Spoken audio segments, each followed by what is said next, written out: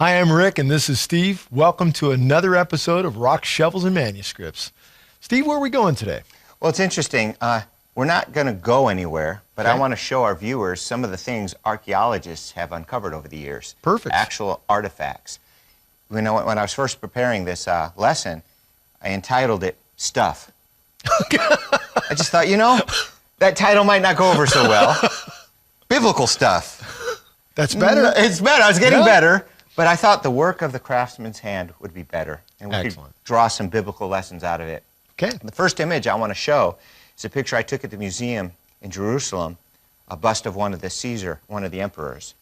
And I'm just stunned at the detail, how excellently a man can take a chisel, hammer on rock, and come up with something so detailed. I mean, you look at the cheeks and the chin and the lips. This is fine craftsmanship. It is amazing. God has given man the ability to do remarkable things with his hands. In fact, I'm hoping at another episode to talk about basically what it says in Genesis, that, you know, God said, if I don't do something, nothing will be impossible for them. That is so true. Humans are capable of doing remarkable things. That was But at the Tower of Babel, I That think. Tower of Yes. Babel, exactly, Yeah. yep.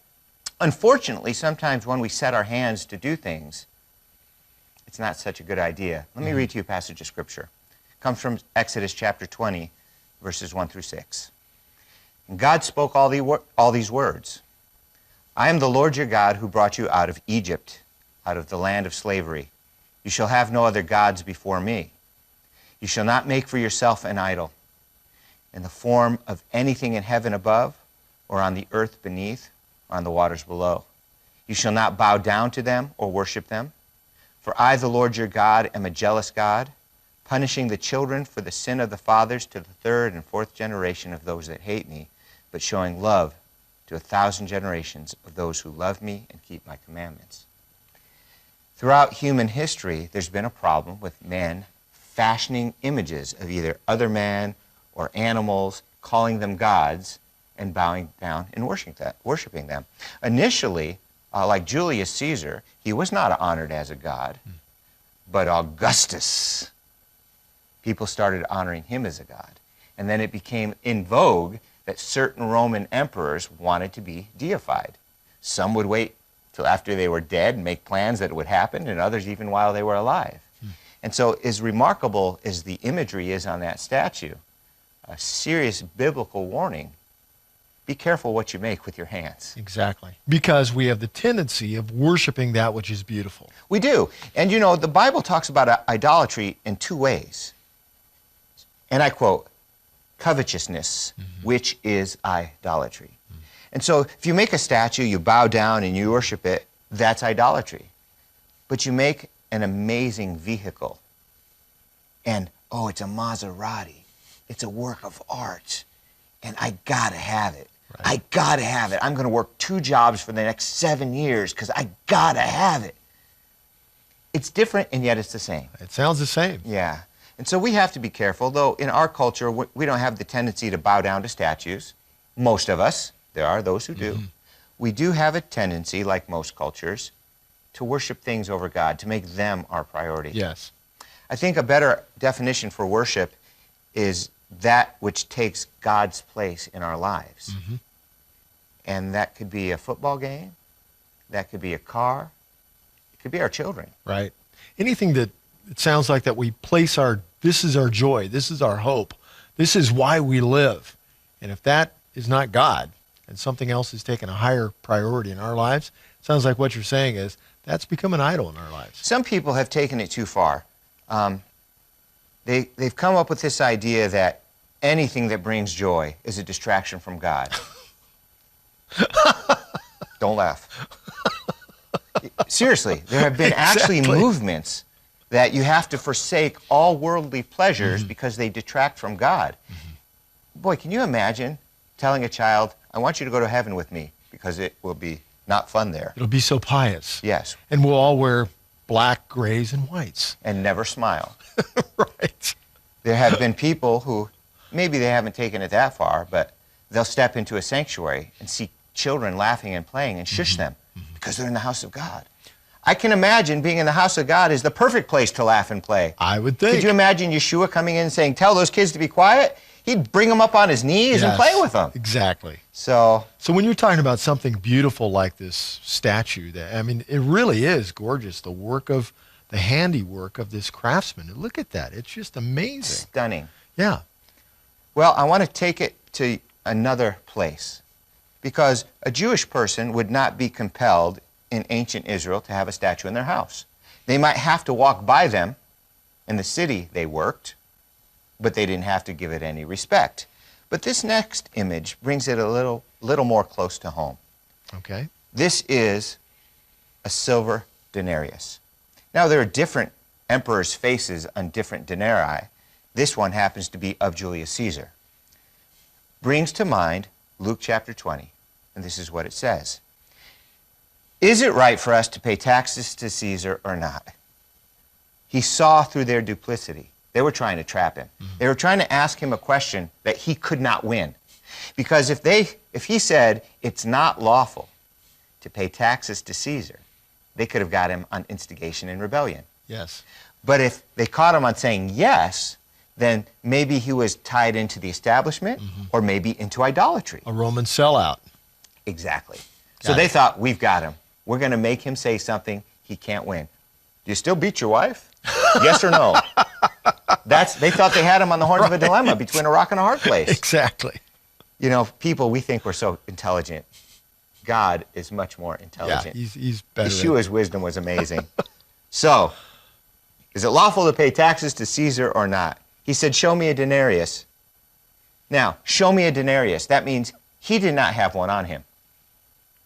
Oh, good point. Somebody else had to pull it out, which meant they should have answered the question. Yes. Because they had it in their hands. I thought that was brilliant. That is very good. Show me a denarius. Whose portrait and inscription are on it? Caesar's, they replied. And he said to them, then give to Caesar what is Caesar's, and to God what is God's. They were unable to trap him in what he said, and astonished by his answer, they became silent. I love it. I know. He just shut them up. He always knew exactly what to say. Yeah. Because he knew their hearts. He knew what the intent was. He did. And to me, that's another indication of his deity. He knew their thoughts. It says elsewhere, he knows their thoughts. So here we have a coin with a Roman inscription on it. And obviously, it was an issue in the Jewish community. In fact, there was a business at the temple exchanging coins. Because if you're going to pay your temple tithe or your temple tax, you're not going to do it with the inscription of Caesar. Right. Oh, no. And so the temple had its own coins, just for the purpose of honoring God. And so you would take your denarii, you would go to the temple and exchange it. You read about the money changers table in the temple? That's what this was. Got it. And so then they would give you coinage that didn't have any of these controversial images on it. But somehow I have a feeling they were making money in the process. Yes, they were. Yes, they were. And Yeshua saw through that too.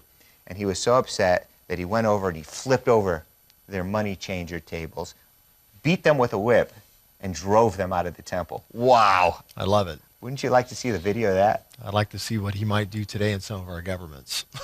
Right? How many tables would be flipped over? I know, right? Yes. One of the things about that story, though, you know, people think, oh, he lost his cool.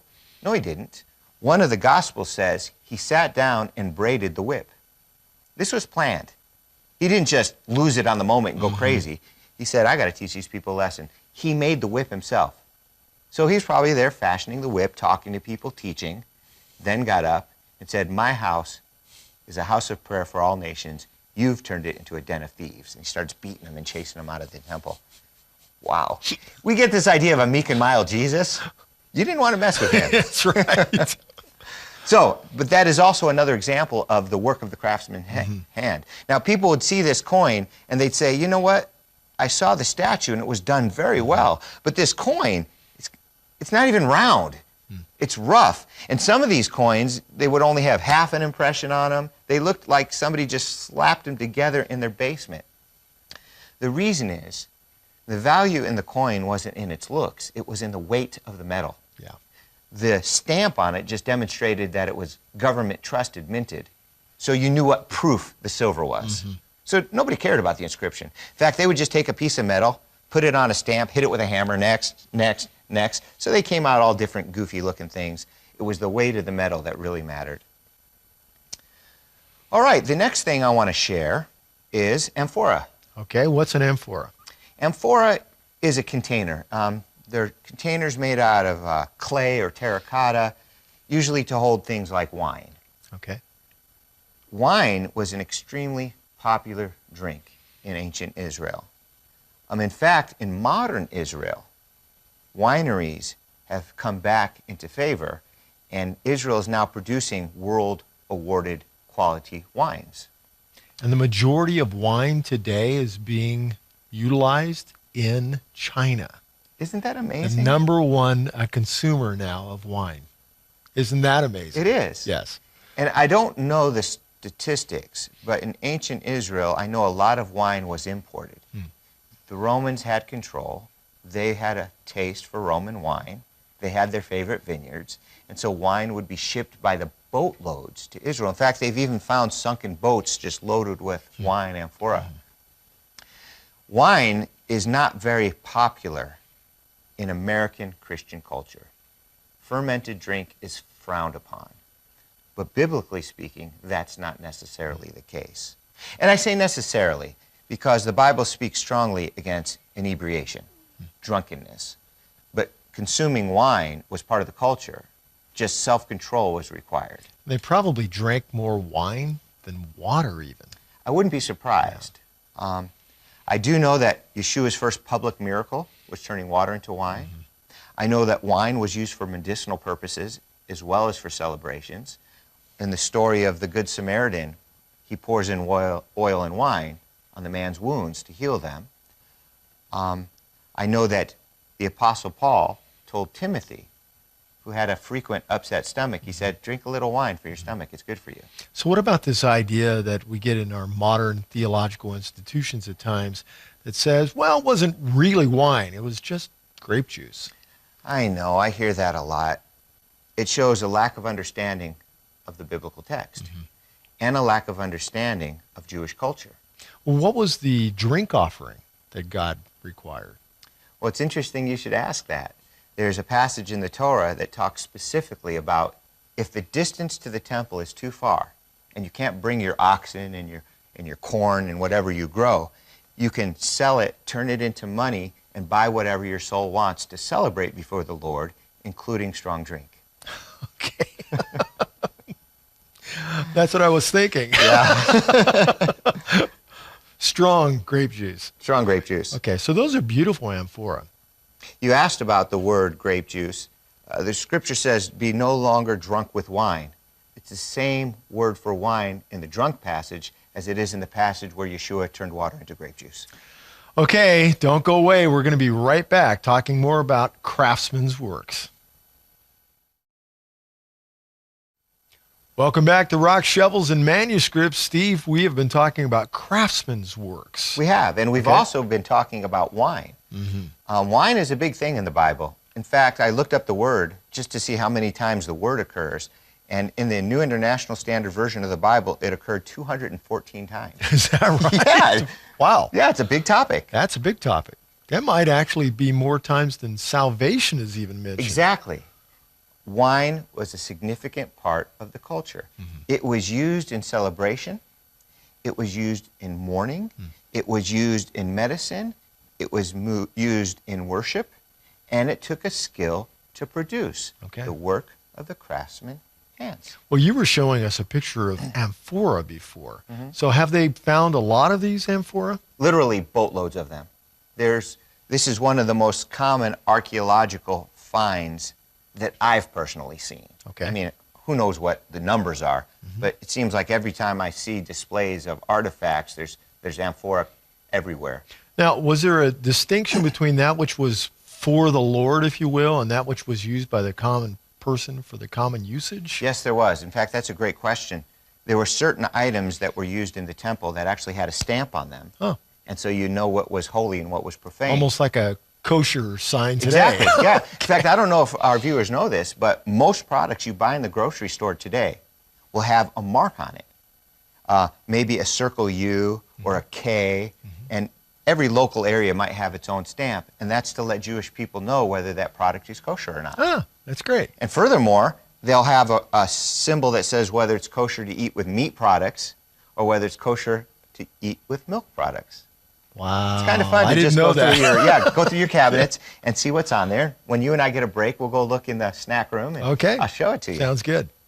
But speaking about holy and profane, there's a huge lesson in the prophets about holy and profane, and wine is mentioned. So I thought I'd share it with our viewers. It's from Haggai, chapter 2, verses 11 through 15. This is what the Lord Almighty says. Ask the priests what the law says. Ask the priests about the Torah. Ask them this question, because he knew what the answer would be. Here's the question. If a person carries consecrated meat, holy meat, in the fold of his garment, and that fold touches some bread or stew, some wine or oil or other food, does it become consecrated? Does it then become holy because it touched it? And the priests answer, no. Then Haggai said, now, if a person defiled by contact with a dead body touches one of these things, does it become defiled? And they'd answered, yes, it becomes defiled. Now here's what Haggai says. So it is with this people and this nation in my sight, declares the Lord. Whatever they do and whatever they offer there is defiled. Now give careful thought to this from this day on. Wow. It's powerful. Yeah, it is. But I have to tell you, I mean, to me, it sounds like a modern discussion going on. It could be. Here's how I like to think about it. Now, I want to make sure that our viewers understand what's going on. Certain items could be holy to the Lord, and that means other items, of course, were not. So if you're carrying holy meat and you're bringing it to the temple, for example, from maybe the burnt altar into the holy place or whatever, and you brush it against something that's not declared holy, one of two things could possibly happen.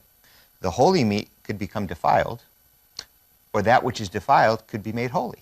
But that never happens. It only goes one way. It's kind of like if you brush up against a greasy door jamb, it's not like, oh, look, I brushed off some clean on the door jamb. Okay. You get grease on your clean clothes. Right. Dirt transfers, clean doesn't. Yes. And it's the same in our lifestyles. Scriptures warn us to be careful with whom we associate. It says that don't be deceived, bad company corrupts good morals. So we're not supposed to leave the world and forsake all of our pagan friends, but we are to be careful, recognizing that their thoughts, their behavior, their activities Rub off. rub off. Exactly. Wow. It was a beautiful lesson, and the concept of holiness and cleanliness is tied in part to the use of wine. Excellent. Thank you. My pleasure. So speaking of the work of the craftsman's hands, this next image really blew my mind. Now, I've seen images like this before, but I wasn't sure that our viewers had. What do you see? Well, I have to tell you, the first thing I see is what they call a broken cross. And that would be an ancient sign for what the Nazis ended up using in the First and Second World War. You see this symbol throughout Asia and the Middle East in ancient times. You see them in Chinese buildings. You see them in Jewish buildings. You see them in Arabic buildings. You see them in ancient churches. Prior to Hitler, this was not the sign of something evil. This was a beautiful geometric design. That's it. And the picture's kind of cut off. This one has an extension to it. Others look just like this all over the place. I saw an ancient vase on the Antiques Roadshow from China that had these all over it. And it was a quite valuable, beautiful thing. And I thought, oh, what a shame that that's been ruined.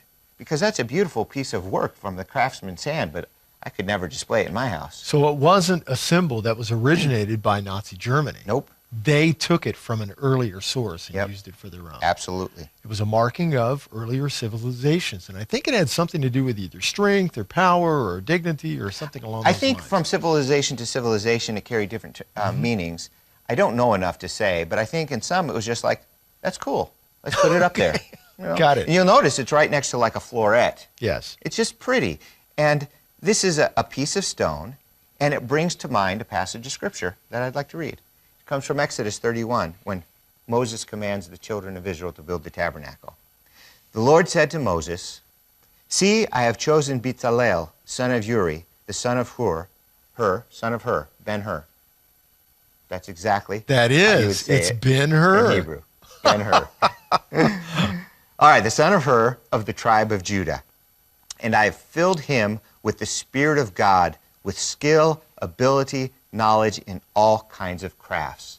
So we're going to be talking about the work of the craftsman's hands.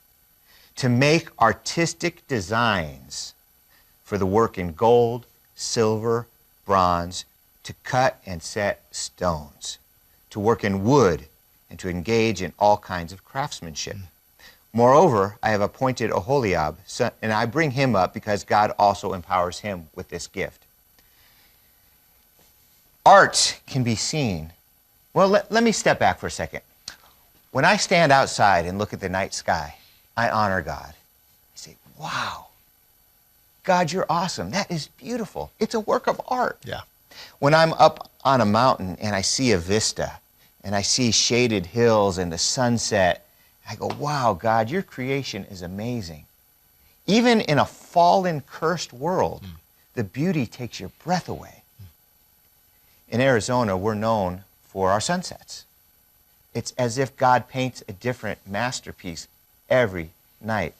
There are people who live there who stop their cars to look at sunsets. Wow. And take out their cameras. Really? Yes, it's that amazing. Now, God has gifted people to reproduce his works. Master craftsmen who can make beautiful paintings, beautiful pottery, works in stone and gold and wood that take the breath away. To what degree could they craft something? Was it just lines? Was it just ornate things? Or could they also craft pictures of birds and things like that? When would it break the commandments? I'll give you my interpretation. Some people would disagree with me, but I think I'm right. You know how that is. Sure. I don't know everything. Maybe I'm wrong. I think making anything except for an intentional God is in and of itself acceptable. It's what you do with that something. Gotcha. Carving an image is not necessarily wrong. How do you know this, Steve? Doesn't the scripture say don't carve it? No, it says don't carve it to bow down and worship it. Exactly. Furthermore, in the tabernacle and temple themselves, there were images of creatures. So if it's okay in the holiest of all places, in the Holy of Holies, there were creatures. Yes. There were cherubim and Yes. seraphim. So I don't think It's about the intent of the heart. it's about the intent And of the this heart. is what Yeshua, Jesus, taught over and over and over again, all the way through his teaching career, is the intent of the heart. I believe Yeshua was a craftsman. It says Joseph, everybody translates it a carpenter, and he's called the son of a carpenter. And everybody knows in the Jewish community you took your father's trade. So if Joseph was a craftsman, a carpenter, Yeshua was a carpenter. But it doesn't say he was a carpenter. That's not an accurate translation. It's tekton. He was a craftsman. Which could have meant a person who carves stones. Exactly. In fact, likely he did. I say that because if he worked in gold or silver or something for rich people, he would have been rich. He wasn't. There wasn't a lot of wood in ancient Israel, but there was a lot of stone. Yeah. And they lived right near Sipori, Sepphoris, just walking distance, when Herod was having the whole thing rebuilt. Yes. So there's a good chance that he and his father walked there and worked on the city projects. Found work. That's where the work was. Yeah, makes sense. So check this out. He was a craftsman. We've looked at his creation, and it's beautiful. It takes our breath away. Rick, my friend, you are the work of the craftsman's hands. Wow, that's an interesting way to look at it. And that is true. Humanity is the work of the craftsman himself. We're the highest pinnacle of his creation. Wow. Now, we're going to go a little lighter, but I Okay. enjoy this. This is one of the most beautiful bathtubs I have ever seen. This was found in King Herod's palace. So it's just known as Herod's bathtub. This is one piece of solid stone. That is amazing. It is. And look at the swirls on it. We're in a couple moments going to look at some other swirled stone. Okay. I forget the exact weight, but the minimum this thing weighed, it was 1 ton or 2 tons. I don't remember which. It was extremely heavy. I wonder how they got it in there. I have a feeling he didn't move it himself. Yeah, I think you're right. I would like that bathtub today, wouldn't you? Yes. Oh, it's gorgeous. It is. It's gorgeous. Now look at the floor. And I got a close-up of the floor. Let's take a look at that. Oh, that's beautiful. So you see, these people didn't live a primitive lifestyle. Yeah, these are not cavemen by any means. They had more beautiful homes than we have. And the wealthy had plumbing inside their homes. Most people don't know this, but the wealthy had toilets inside their homes. And I think you mentioned in a prior episode that they even had heated floors in many of these. Yeah, definitely they had the heated floors where they would have bathed. The wealthy had their own.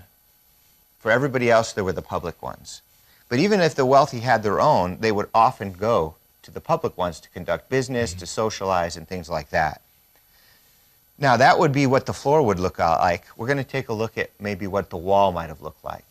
And I say might have because this is actual pieces that were taken out of Herod's palace, assembled on a wall with some drawings to show you how a bigger picture would have looked. To me, it's just perfect. I love it. I would love to have a bathroom or a home decorated like this. Absolutely. The work of the craftsman's hand. Never ceased to amaze me. So we got a close-up of some of this colored stone. And I just think, you know, this is either naturally occurring or painted. I don't know which, but it's stunning. It's beautiful. It is. And to think that they would have a house that was in the first century time period that looked that ornate is pretty amazing. Yeah. It really is. I admire it. I envy it. I wouldn't mind having a house like that. Absolutely not. Well, there's a lot more to talk about. We're going to have to carry this into another episode. I wish we could. God bless you. We're glad you joined us for Rocks, Shovels, and Manuscripts. See you again next week.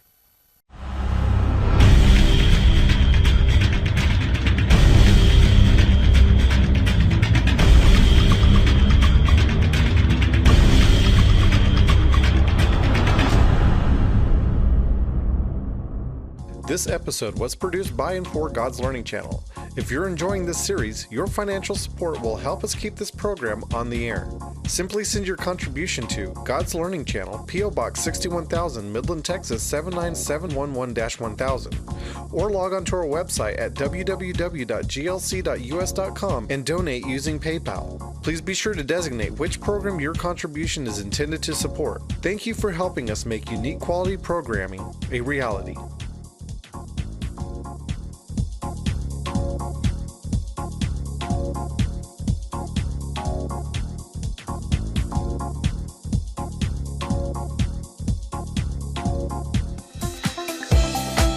Order your copy of this program from the GLC bookstore by calling the numbers or visiting the website on your screen. Please include the program number when ordering.